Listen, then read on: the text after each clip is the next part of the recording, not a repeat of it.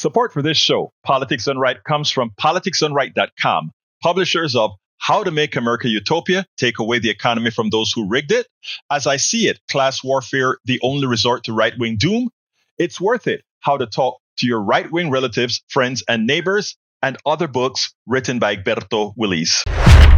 Welcome to Politics Done Right. My name is Egberto Willies, your host. Good morning, Houston. Good morning, Harris County. Good morning to the great state of Texas. Good morning to the entire United States. Good morning to the world. Listening to us through the magic of el internet created by whom again?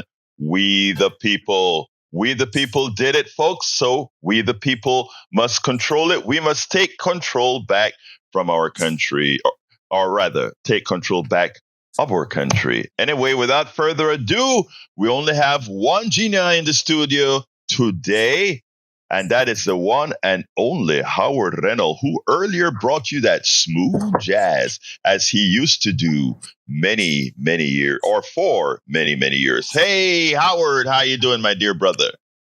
Good morning there, Egberto. It's smooth jazz on KPFT, and we love it. You heard that guy? Yeah. Hey, he was putting his sexy voice on, man. His sexy voice, like, hey, take a look at me, man. All right, how you doing, brother? That was Mind Games from Boney James on KPFT's Smooth Jazz Hour. I'm doing pretty good, just kind of having a little fun this morning with the radio. It is Thursday morning at the radio, the 27th of March, 2025. We are still on the air. The tin cans and string are holding up so far, but we have some storms moving into the area today, so we're not sure. We just kind of hope and pray that everything's going to be okay, that the glue on the tin cans and string will hold up. No rants today, really, just shocked at the fact that Mike Johnson thinks he can dismantle the judicial system. Oh, Lord. You're interfering with the executive. No, it is their job to do that. And the judge just wrote an opinion saying, hey, it is our job to make sure that the laws are followed. And if you're breaking the law, we're going to stop you or punish you. People, as we should. People, this is getting out of hand. I mean, they want to dismantle the judicial system. I mean, Roberts had to step in and say something. And now you're saying, well, we'll just dismantle the judicial system and do whatever the hell we want to. You cannot operate this country by fiat, which is what's going on. That's what it's called. All these executive orders and stuff is called ruling by fiat. Well, it doesn't work. There has to be backup. There has to be checks and balances. And the judges are doing their job. That is what they are supposed to do. Now, this judge is claiming, oh, well, she's anti-Trump, blah, blah, blah. That's nonsense. She's anti-breaking the law. So if Trump happens to be breaking the law, yeah, okay, I can see that. But no, the judges are doing their jobs. They are protecting your rights. Brian, what if one day these guys grabbed you off of the street and said, okay, well, you're a gang member from wherever. We're going to throw you out of the country. And the judicial system is dismantled. Well, you're going to be going out of the country, bro. They're protecting your rights. Do not criticize them. And that is my rant for today. That is my impromptu rant here. I love your impromptu rant. Well, I love all your rants, and I love your rants, and I miss brother Van Bibber's rant. But Van Bibber will be back with us as soon as he can. But folks, we love. If you're listening, Jack, you're probably sleeping. But let's say if you're listening, we love you, brother. Hurry and get that stuff out of your system and get the hell back with us because we miss you. Anyway, I finally got a little slide on our Substack network. The way the phone system work on Substack, a lot of people join in and you miss whatever. But Gayla Cune says, good morning. And she says, new moon eclipse this morning and she's from Evans, Georgia. Of course, today is Thursday, Neil Aquino's day. Neil Aquino, we don't have the best connection today, but we will make sure that Neil's message gets over to you the best we can. So before we get started, buenos dias, my dear brother Neil. How are you doing today, sir? Oh, good, good, good. I'm doing good. Good morning, local, national, global audience through all the forums, on the air, streaming, everywhere you're at. And it's another great day ahead in Houston, Texas. Well, look, great to have you here, man. There's a lot to talk about, and I think we just get started. I'm going to throw it to you for you to give me one of the many items you want to talk about today. Great. We had a bunch of things we discussed. I wanted to highlight on my blog, HoustonDemocracyProject.com, HoustonDemocracyProject.com. Just really briefly, Chuck Schumer. But we try to keep it local. Chuck Schumer said on one of the Sunday shows that Americans will, quote, rise if President Trump defies force that challenges policies. He was on Meet the Press. He said, if the public is so angry and take action, it will trigger a mass movement from one end of the country to the other. So I just wanted people to know he said that. And that will segue into the April 5th protest. But I want people to know when you're out there in the street and your local Democratic official is not there with them, call your council person, call your county commissioner, call everyone. And Chuck Schumer should be back out on the street with us. He sanctioned these arguments. He sanctioned these mass actions. Call these cops off. Your head guy told us that we could have this mass movement. Exactly. Go ahead. I'm sorry. I collect on the street. Now, I want to point out something that's important, right? I mean, I'm glad that he went on air, and I'm glad that he kind of sanctioned people to go out there and join the fight, etc. But my concern with Chuck Schumer is I still think he's fighting a standard opposition party, the types of, George Bush, the second George Bush, or Reagan or one of these guys. And while those guys reigned, we thought they were terrible and we just thought it was the end of the world. Donald Trump has shown to be nth degree, or rather exponentially worse. And the fight for and not only democracy and all of that, but the fight for your social programs, the fight for your dignity, the fight for all these things are fights that this guy is bringing on all at once. That requires a South Korean type response. That we have a country on the other side of the planet who responded the way one would expect Americans to respond to tyranny. We have to further grow up, because South Korea did it. They got a president that was very Trump-like, and they reacted immediately, and they ensured that he couldn't continue to do the things that you see Donald Trump doing right now. Your thoughts, Neil? Right. I agree with that, and I saw in South Korea that I'm not entirely up to.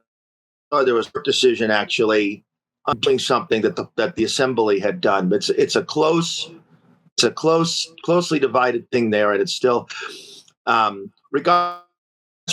April 5th, and maybe you've heard about April 5th at noon at Houston City Hall, and there will be other events, but there's protest events. Oh wow, you're breaking up a lot, Neil. You're breaking up a whole lot. Let's do this. Let's go ahead and let's see if re-signing in again will do any help there. And while you do that, I'll go ahead and let folks know that about the program today. Neil is going to discuss quite a few issues, specifically the first one for his blog titled Houstonians Start City Council Discussion on HPD Cooperation with ICE. It's one of the article at his blog, HoustonDemocracyProject.com, HoustonDemocracyProject.com, where he discusses all these blogs that we're going to be talking about today. Welcome back, Neil. Let's see if I can hear you any better. How are we doing here? Reset. All right. Let's see if that reset was good. Continue with what you're talking about. I think you're talking about the protest that there's going to be on April 5th. Right. Thank you. Appreciate your patience. And if it just doesn't work today, please tell me. The 50501 protest, the April 5th, Saturday, April 5th at Houston City Hall. I think that these protests have some momentum to them. There are other local events. You have to look for them. There's no, they're frequently on Facebook. You can punch in 5501 or Google. A lot of information I'm finding is on Reddit, but there are local closer other than Houston City Hall. Well, what I want to do, Neil, is the following. What I want to ask you to do is the following, because you are apt in finding these different protests and things and actions for people to do here in Houston. And I don't think there are enough people centralizing that stuff for easy access to our listeners. So I'm going to ask a favor of you that you create one page on your site, one page at Houston Democracy Project that a lot of us can tie into for the things that you find both on Reddit, Facebook, or wherever you find it, just so that people can have options and not have to go to, we centralize on your page for those actions. Because you asked, I'm going to do that. I've been consciously avoiding doing that because I've been waiting for someone else to do that, Frank. I was like, why does someone else do that? Because you asked, I appreciate that, brother. I appreciate that because I think it's for our listeners and others, right? It really, and right. No, I got you. Part of me was saying there's 5 million people. So someone please do that because I get a lot. I get a lot of people saying there's no centralized page, but maybe I'll be one who does that. It's interesting. You and I were talking this morning about. Go ahead. I'm sorry. That's okay. And you and I were speaking before we came on there. I'm on TikTok. I do watch TikTok.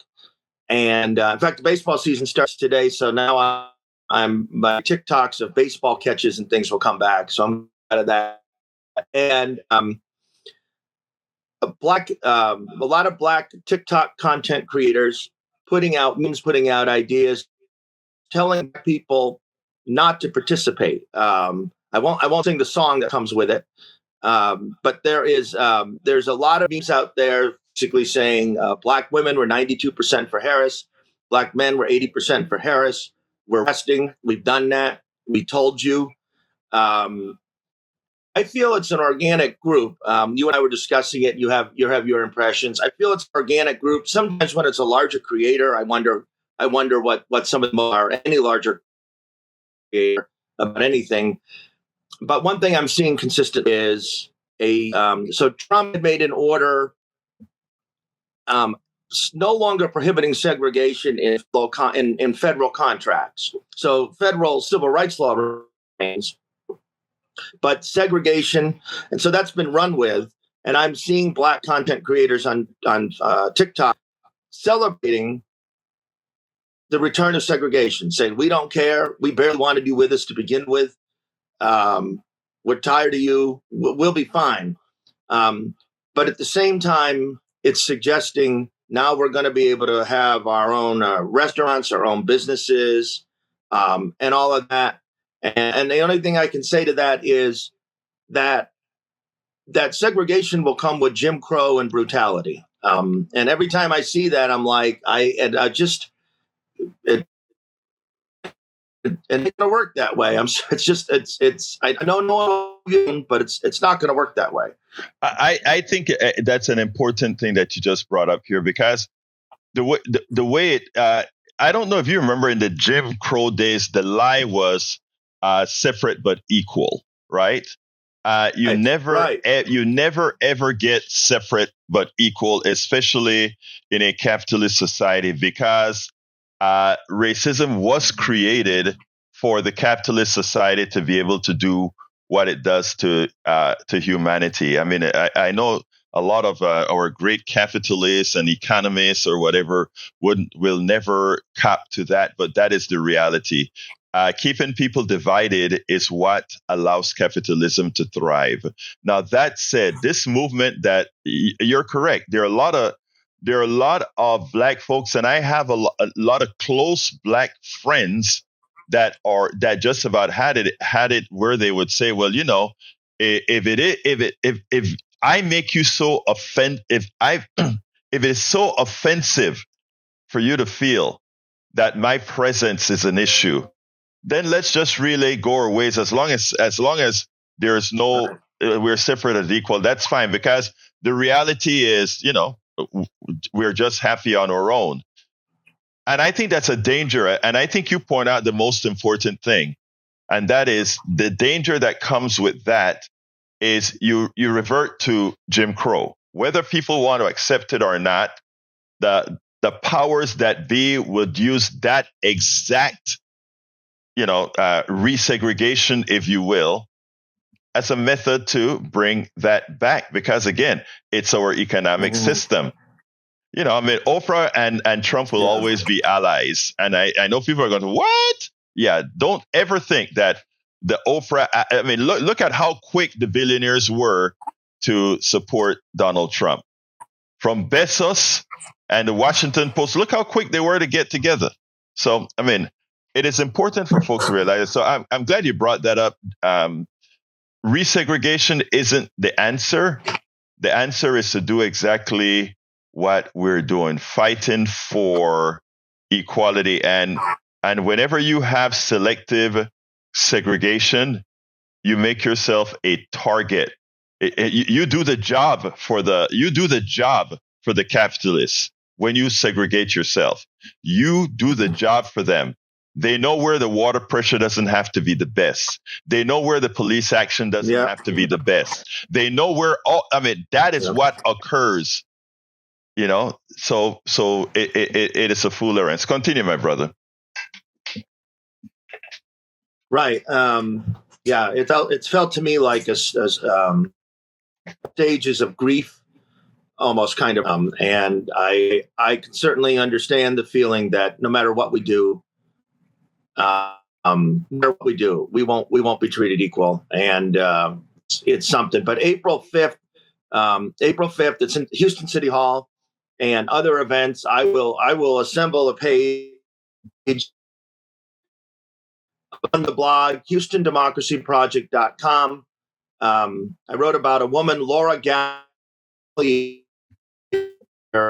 who 9 days ago went to Houston City Council public comment session, which every Tuesday at 2. You can go speak every Tuesday at 2. The earlier you sign up, you should sign up really a full week in advance. Will be higher up on the speaker list. But a citizen was pulled over in Houston for a cracked windshield. He was not a criminal, but he was in a ICE database, undocumented. Even though John Whitmire said we are not cooperating with ICE, HPD called ICE, and the man was arrested. And so this citizen, Laura Gallier, and I'm just using her as an example of many citizens come to, but she sat there, she waited. She spoke. She asked the questions. She had a 10-minute discussion on the matter. And I just want to highlight your ability to do that. That's really, you have any topic you want to do. People do it all the time. And Tuesdays at 2:00, you can go to Houston City Hall and speak. And this woman was just an example. And no one would have discussed that issue that week if she had not brought it up. No one would have discussed it. And Whitmire had promised that ICE would not be working with the city. And he didn't address the issue. Once the citizen brought it up, he mumbled and all that. But you have that capacity. That's all I want to say. You have that capacity to go sign up bring up an issue, and you should do it. HoustonTex.gov. HoustonTex.gov is City Council. That's where you and I sign just up, wanted right? to highlight HoustonTex.gov is where you sign up. HoustonTexas.gov will take you to a list of city council people. You can you can see where to sign up. The agenda of council is posted about 3 or 4 days before the session. The list of council committees, maps of council districts, it's all there. And as I say, authoritarianism will require a local infrastructure.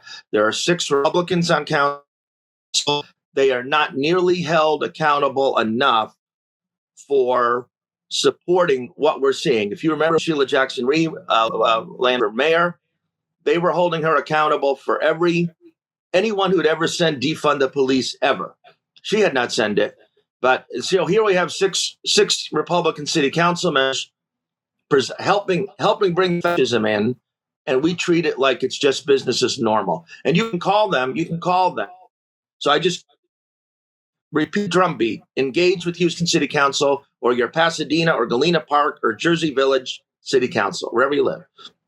Thank you, my brother. All right, we got our first call, and folks, the telephone number is 713-526-5738. Again, that number is 713-526-5738. We're taking calls now. Come on in, Augie. Hey, good morning. I was calling originally about Brian yesterday, where he called all those acts against the Tesla showrooms terrorism. But guess what Musk called it? He called it vandalism. He didn't call it terrorism. He called it a specific kind of vandalism. He called it a trans vandalism because he has a trans child that he doesn't like. And then the other child, that he used at the White House, the mother said, Musk has only seen that child like 3 times in the last 10 years. He uses his children as props. And another thing, I think there was a rally last Sunday. I don't know if many people knew about it. The postal workers had a rally around the country. Yeah. And it was only like about a 30-second bite on the local news about it. And if so, you didn't see it, you probably didn't know about it. But there's been a rally already. The postal workers, because Trump and the Republicans are trying to do away with the postal workers. And they got the joy in there to try and privatize it. And I know a couple of postal workers talking about how bad management is in the postal service. And Trump is just trying to end it for the rural communities where they don't get delivery. They have to go to the post office, however far away that is, to get their mail, and make it harder for people to get their mail. And Augie, I want to point out, because you bring up, I've written several articles on the postal service and how efficient it is, and even the big companies use them for the last mile, and that if something happens with the post office, the people that are going to suffer the most are people in the rural areas. You nailed it. Now, I think even my program has failed. I need to take something up from what Rachel Maddow is doing. The media is selectively not showing a whole lot of the protests that are going on around the country, and there are a lot of them, many of them. And whereas if it were Tea Party type protests, they would make it seem like it's a big thing. I remember back in 2011 or so, 2010, 2011, if you get 20 or 30 people on the mall in Washington, D.C., the cameras would do a close-up shot to make you believe it was a large protest when it was just a few people out there. But when it comes to the postal worker protest was large. The one that they had in Washington, D.C. was large, several thousand people out there. And it got a tiny bit of coverage on national TV. I got called out by one of our listeners on my 3:00 show yesterday, and she told me point blank. She said, "You need to go out there and start, put in those protests in your feed, put those protests on air, because that needs to be covered." And I will try to do my best to do that as well. So you're absolutely right, Augie. And Neil, you want to add anything to that before I jump back to Augie? Well, Houston Chronicle, March 23rd, postal workers and community members gathered in front of a Houston post office on Aldine Road, and Al Green was there, and there was a series of union protests across the country about the postal service. And DeJoy quit yesterday or 2 days ago, right? Yeah, He wasn't. Yeah. Trump had gotten even so much worse. DeJoy wasn't evil enough anymore. It's amazing. Anyhow, folks, I want to point out that what's the name of the not councilman but Commissioner Ellis is supporting and this, I'm coming back to you, Augie, but I just need to get this out there. Commissioner Ellis is supporting a large increase in minimum wage for all county workers and all contractors with the county of over $20 an hour. And there's going to be a press conference sometime today. I was supposed to head into downtown for that press conference, but I won't be able to because something else came up. But there will be a vote in in Commissioner's Court today, and it would be a good thing if all of you go out and make sure that the Commissioner's Court vote to increase that minimum wage. I think it's going to be $21 and something for contractors. Go out there and support. Go ahead.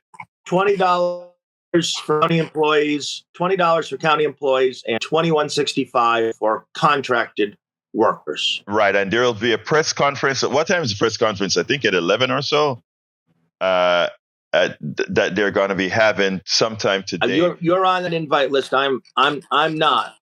Right. Okay. There's going to be a press conference today, but folks, the vote occurs sometime today in the Commissioner's Court, and you know that thing can go all day. But call your commissioner and let them know that you want them to support that minimum wage increase. A living wage. I want to give a salute to Catherine. I'm coming back to you, Augie. I want to give a salute to Catherine Hill in Substack. She says, shout out to Congressman Himes from Connecticut. Thank you for that, sister. And welcome to all of you on Substack. I also want to give a big welcome to Lee the Bearcat, who's complaining about Lee's about your connection. But look, we need to have our brother here. So, I ask you to kindly bear with the little nicks and knacks with the connection from Brother Neil Aquino, because Neil is giving us some substantive info here. Joanne from Los Angeles, thank you so kindly for being here. Eric Hayes from Kingwood, Atascocita, thank you for being here, as well as Agolf Twitler. This guy has a name that anytime I see that name, it's like Agolf Twitler. You know what that is? Adolf Twitler says, since Republicans don't run cities, they can claim all their red states' crime is the Democrats' fault and not the red state poverty. No, it's the red state poverty. Okay, Augie, give me a closer. Yeah. The MAGA Republicans think Musk is a genius. Well, he didn't create it. He bought it and fired the two guys that did create it. He didn't create X, his internet platform. He bought that too. And he bought the space program. And he didn't create Trump. He bought Trump also, just like he bought Tesla and everything else he got. That's about it. And that. Hey, I want to thank you for saying that, because I want to point out something.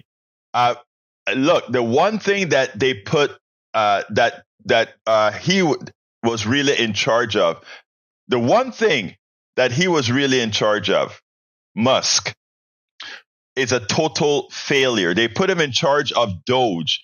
And it shows what he is capable of doing. Doge is what he is doing with the people he actually lead. Remember, like you said, all those other companies were companies in existence with leaders, with the intellect there, etc. He just provided capital. In this one with Doge, he's providing direction. And it shows you with the failure that Doge is, with what it's doing to Social Security and all these other issues, it points out how dumb he really is. Thank you, Augie. Let's go to Jim. Come on in, Jim. Hello. How are you doing today? I'm doing fine, my brother. Talk to me. Well, I was listening to you yesterday, and you were talking to Brian about the Tesla, attacks, and he asked you what was if your opinion was it vandalism or terrorism, and you said it was vandalism. Mm-hmm. And I'll be honest with you, I'm a bit confused about that. I don't really understand how you can confuse that with think it's vandalism and not terrorism. I mean, but it's one thing to break a car window or slash their tires or spray paint on it. It's another thing to throw a firebomb at it and blowing it up and doing the same to a Tesla dealership. Okay, let's stop you a second there, Jim. I live in Kingwood, and I have cameras around my home, and there was a guy who put Roman candles and firebombed my home. In other words, they put it into the meals, firebombed my homes. They made it, the news made every single channel. ABC, CBS, NBC. It also made it in every newspaper. My question to you is: every one of those reporters called it vandalism. Not only that, guess who else called what's happening to Tesla vandalism right now? Elon Musk. Even Elon Musk hasn't called it domestic terrorism. Go ahead, Lee. Are you sure about that? Yes, I'm sure about that. Go ahead, Lee. I mean, Neil, go ahead. Okay, let me.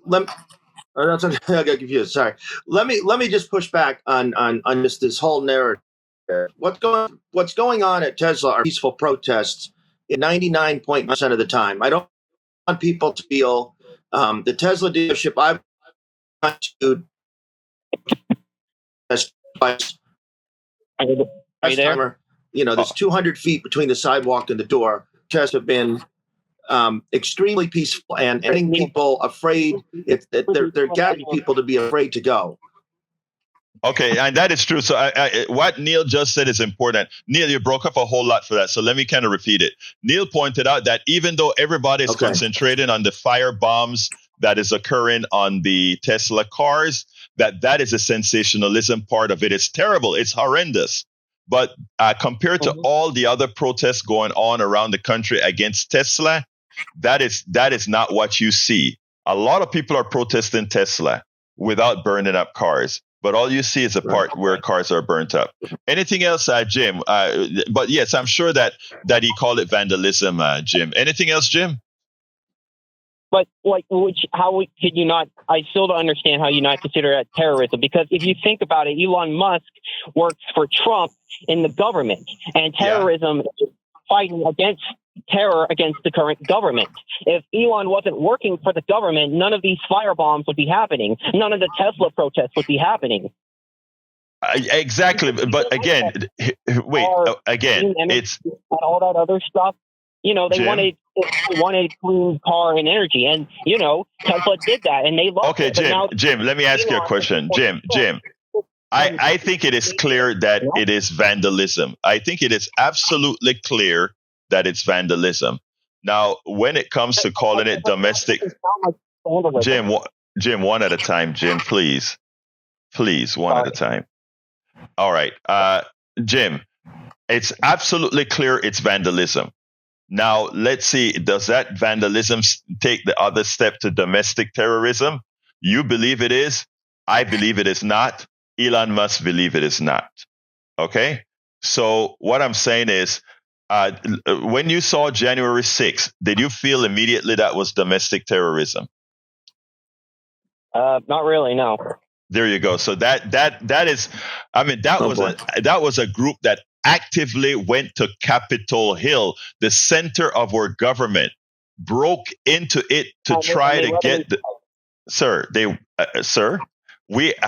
you can go on any television network and watch them take different tools to break into the Capitol. You saw that with your own eyes, right?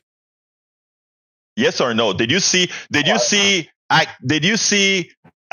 these guys breaking into the Capitol? Did you see them breaking doors? Did you see them fighting police officers as they try to keep them out? Did you see that? people being let into the Capitol. Okay, let me ask you. Okay, Jim, America is listening to you right now. All over the country right now is listening to you. And I'm coming to all the callers. It's completely filled up. But this is a point that I need to get to with Jim. All right, I want to start with you, Jim, because your way of thinking is very important right now for America to see. All right. Number one, you believe that those people who are vandalizing Tesla cars are domestic terrorists, correct? Well, they're using violent means to all I'm asking you, sir, Jim, I'm asking you for Jim, I'm trying to get clarity for our listeners here. This is important. So I ask you to do me the favor and answer as I'm asking. So here we go. You believe it's domestic terrorism to what they're doing, the few cars that got burnt up, the few Teslas that got burnt up, you believe that's domestic terrorism, correct?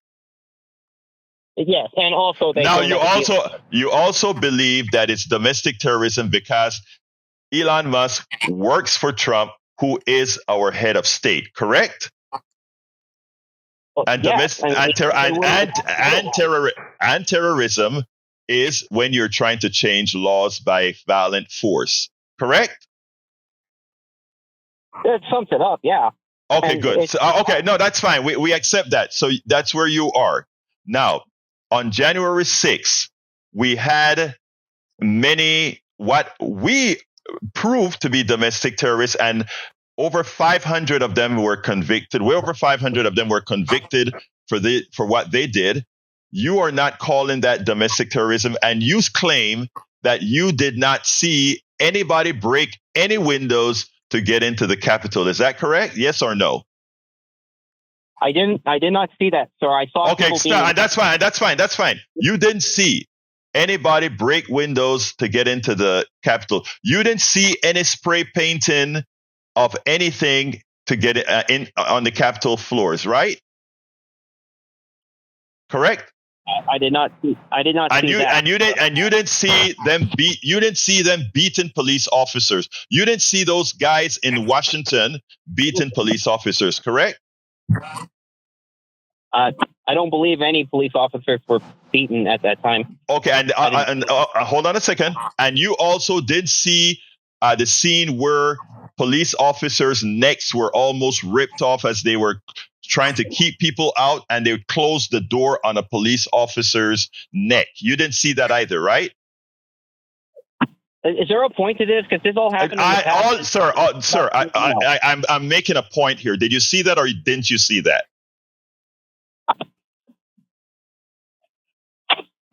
Can you repeat that? Did you see when a police officer his neck was jammed in a door in Washington, D.C. by the protesters, or I call them insurrectionists? You didn't see when they did that? I didn't see much of it, sir. Okay, thank you. All right. So folks, to the listener, Jim, okay, hold on, Jim. Jim, hold on. America, this is what I'm talking about. If you listen to Jim, most people that watch standard TV, most people that watch their media feed, etc., they were able to see these actions. I mean, it doesn't matter how you interpret these actions. They were able to see these actions. But we have a sect, a group of people out there that are so insulated from reality, from the news that actually occurred, that Jim, who's calling in now, Jim may be an honest guy. I don't know if Jim is fooling me with saying he never saw these things, but these things occurred. There are near 1,000 people that were convicted for beating on police officers because they have the evidence for all of this. And here we have Jim that says he didn't see any of that. He's willing to call the attacks, the few attacks on Tesla cars, domestic terrorism. But what occurred in Washington, D.C. with thousands of people doing these things, he knows nothing about. That's a danger for this country. That is something that needs mitigating. It is a severe danger I don't know if Jim is. I have a tendency to believe Jim may be living what he sees in his world, and that's the problem. Jim, I got a lot of calls. I think I spent a lot of time with you, sir, and I think I gave you a lot of time to talk. Thank you so kindly, my brother. Let's go to Paul. Paul, come on in. Good morning. Good morning, sir. Morning. Augie, a couple of quick comments. Augie was informative, but there's a point that is very salient that he left out, maybe didn't know. All the agencies, especially the post office, Trump went after it his last term. These people, I wish we could all just kind of read between the lines. I would think that most people would know, unless they're like living on another planet and haven't been watching. You know, the post office was typically a good place for Black people, especially men and women coming out of the military in the 60s and 70s, to have a pretty good paying job with benefits and a launch pad to upward mobility and into the middle class. What we're seeing, well, at least what I'm seeing, is, and what I'm reading, they're attacking all the agencies. Their first, shall we say, their first attacks primarily, government jobs that handle like benefits and so on and so forth, programs for poor people for the most part. I mean, you know, people that need government programs primarily, other than the rich that need the tax cut program, hint, hint. They need those agencies as guardrails to protect the disbursement of benefits for those programs. And I think there's a very important thing in the big picture that we're not noticing. It was in a Tom Hartman article a few days ago. The concept of algorithms running all the government agencies is called dark enlightenment. It's a very sinister concept. I hope all the listeners look that word up. It's in a Tom Hartman article a few days ago, dark enlightenment. It's very sick and sinister, in my opinion. And I think that they want us to get caught up in wordplay and the minutia of, you know, the elementary terminology. And they want us to miss the big picture of what their end game really is. Okay, real quickly, because I'm running out of time. Tell me that dark enlightenment. Give me a one sentence of what dark enlightenment is. I hadn't seen Tom Hartman in that article, but I will look it up. I wrote it down. Please do, and encourage your audience to do so. It's like the story behind the story. We see the outcroppings of this philosophy. I tell you what, Paul. I really, all my lines are filled up, but I appreciate you telling me about dark enlightenment. Let's talk about it tomorrow. I'm going to look it up and get abreast of it. Okay, and thank you for bringing that to us. Hey. Thank you, brother. Let's run to Patrick, and I'm going to have to ask folks to be a little bit more timely. Sorry about that, but come on in, Patrick.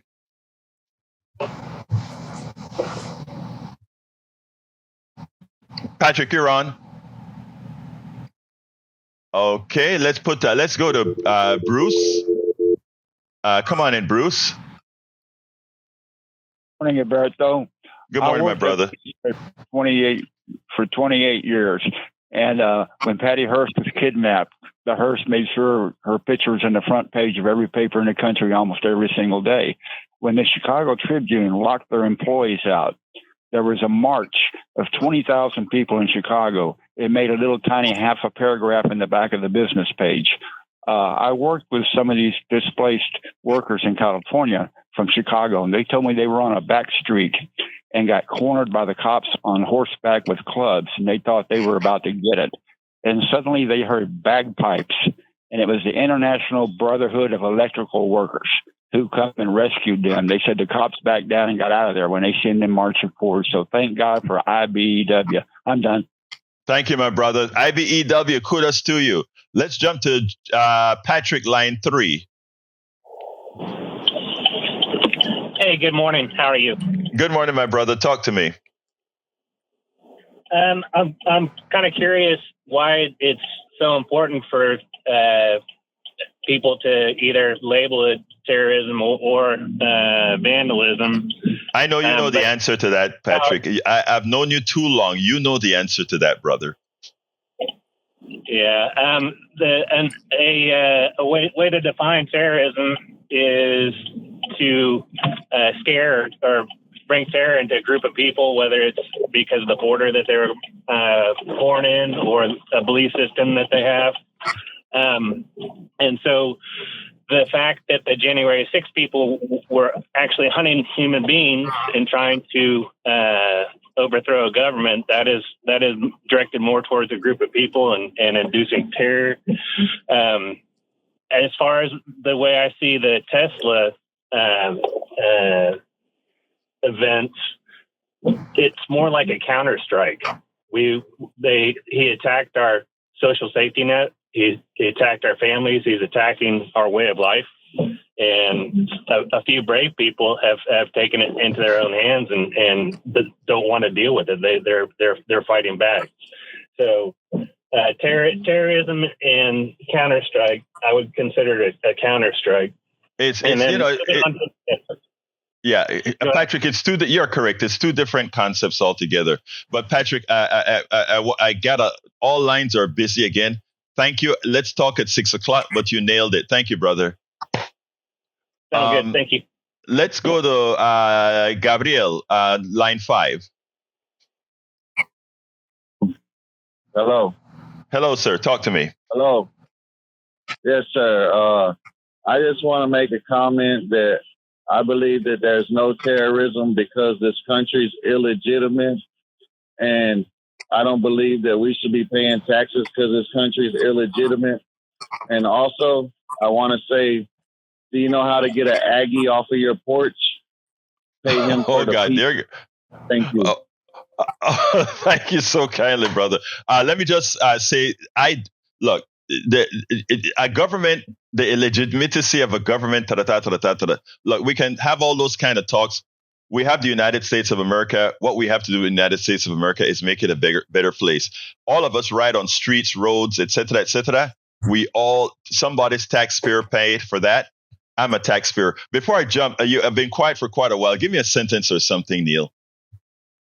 I just want to say that, again, the Tesla protests have been overwhelmingly peaceful, and the right-wing narratives, they're never racist. We do is terrorism, and they keep us pinned down discussing this stuff while they loot the country. So it's you nailed it. Important that we not lose ourselves to their narratives because it never stops. You nailed that. Let's go to Johnny. Johnny, real quick today, brother. I concur. Neil just nailed it. He nailed it.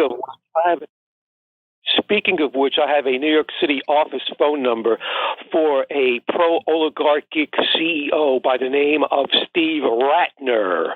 R-A-T-T-E-R. 415, area code 415. 260-1058, 260-1058. This guy is the CEO and founder or co-founder of an outfit called Willett Advisors in New York. This guy makes his living in the world by managing the wealth of people like Michael Bloomberg. And he had the audacity on MSNBC the other day during the Morning Joe program to try to attack progressive all the progressive policies that you and I and 60 to 75% of the American people are in favor of by conflating them, like conflating universal health care with trans girls or trans boys playing sports with the other on the other side of the let me just add to that, and then I got to let you go, Johnny, because I'm still filled up. But here's what I want to say, Johnny.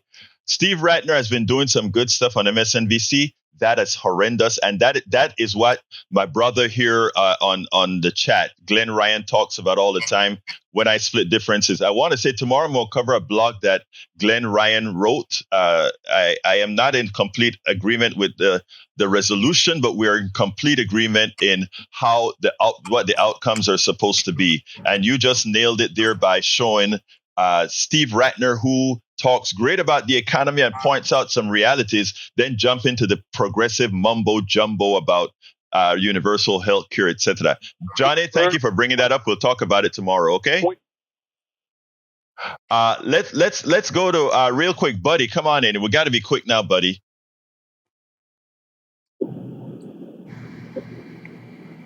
Buddy, you're on.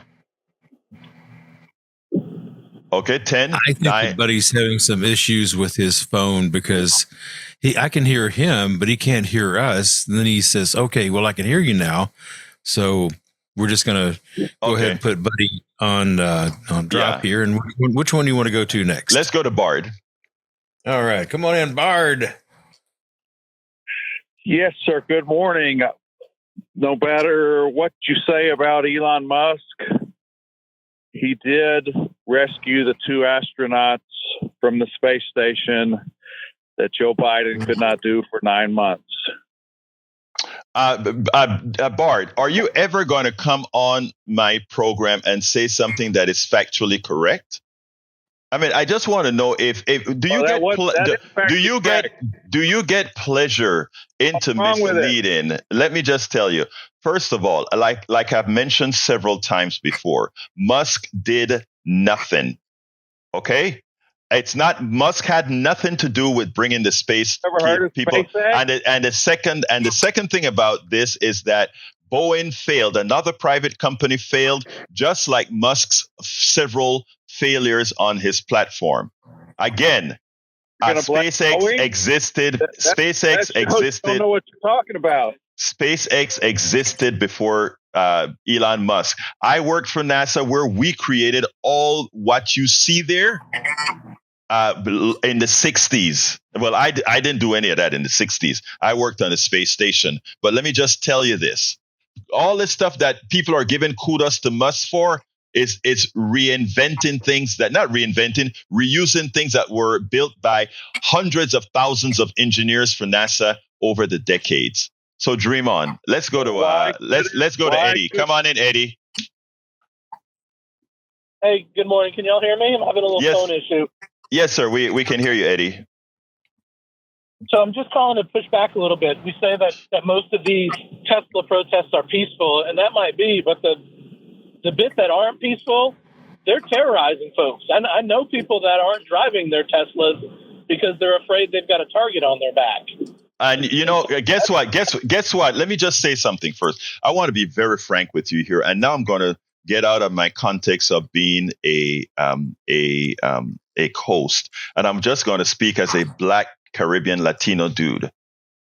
Do you know that the terrorism that it feels like going in certain places in this country? Do you know the terrorism that it feels like when we hear Donald Trump speak certain issues, when they weaponize DEI?